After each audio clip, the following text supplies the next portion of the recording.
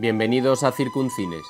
el único programa de cine con vocación de trascendencia, en el que desclasificaremos los archivos secretos del cine periférico y demás séptimo arte. En nuestro tercer programa dedicado a los directores cacahué, aquellos realizadores que con escasos medios pero gran creatividad lograron realizar imperecederas obras maestras, circunvalaremos alrededor de la figura del padre del fotomontaje, el alemán John Herzfeld. Nuestra historia debería comenzar en 1933. Con el ascenso al poder del partido nazi, muchos intelectuales de izquierda alemanes se refugian en países cercanos para poder continuar sin censuras con su actividad antifascista.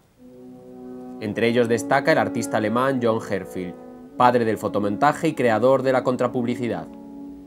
Miembro del grupo dadaísta berlinés desde 1918, fundador del Partido Comunista Alemán, enemigo aférrimo del ultranacionalismo germánico que le llevó en 1916 a fingir una depresión nerviosa para no ser llamado a filas y a cambiar su nombre genuinamente alemán, Helmut Herzfelde,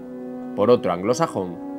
Herzfeld se convirtió durante el periodo de entreguerras, junto a Bertolt Brecht o Alfred Döblin, en uno de los más activos, críticos y provocadores artistas alemanes. Herzfeld se caracterizó desde 1920 por el fotomontaje, el grafismo y el collage, utilizándolos como armas políticas, publicando en periódicos de izquierda o vinculados a vanguardias artísticas sátiras de contrapublicidad sobre las instituciones de la República de Weimar primero y centradas en el ascenso y actividades del partido nazi más tarde. Convencido de que la publicidad y la imagen se podían convertir en los principales instrumentos de influencia política de masas, desarrolló un lenguaje artístico propio derivado de las prácticas dadaístas, en el que con satírico sentido del humor trascendía la obra artística neutra y meramente estética para, gracias al montaje, convertirla en un arma social e ideológica. Sin tratar de confundir al espectador, al no pretender simular escenas reales, sino esperpénticas y grotescas transformaciones de la realidad, Herzfeld junta capas de imágenes, recortadas y pegadas en escalas diferentes, logrando que la suma de todas se convierta en una crítica política feroz frente al horror que se avecina, imágenes ante las que el espectador no puede permanecer indiferente. Tras visitar la Unión Soviética, donde expone en Moscú más de 300 de sus obras representativas, y en concreto a partir de su exilio en Praga y la subida al poder del Partido Nacional Socialista, Herzfeld concentra sus punzantes críticas en la figura de Adolf Hitler y el Tercer Reich, denunciando la sociedad industrial capitalista, la intolerancia, el militarismo, el totalitarismo nacionalista y el antisemitismo nazi mediante montajes como aquel en el que Hitler riega árboles del que nacen bombas y cascos de soldado, o aquel otro en el que el Führer traga oro y vomita basura. El objetivo de su popular y directa obra era convencer a la desorientada y extremada sociedad alemana de los peligros escondidos bajo los discursos nacionalistas. Para mostrar esa verdadera cara del nazismo, realizó una obra ingente de fotomontajes fotográficos y de vídeo que desde Praga y publicados en revistas obreras seguía enviando a su país, finalmente incluso de manera clandestina.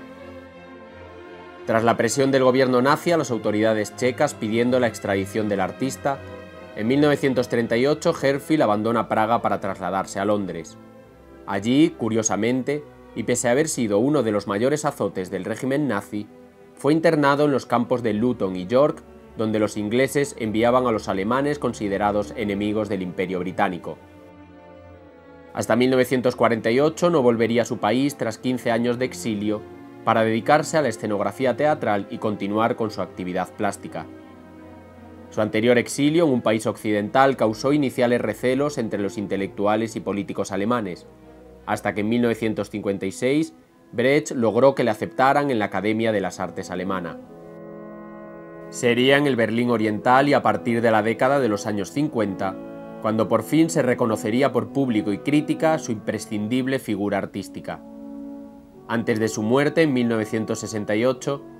Herzfeld aún construyó imágenes que, cargadas de ideología, han trascendido como icono de la modernidad y crítica al capitalismo hasta nuestros días. Y hasta aquí el Circuncines de esta semana, adelantando que en el próximo programa nos haremos el harakiri junto a Yukio Mishima.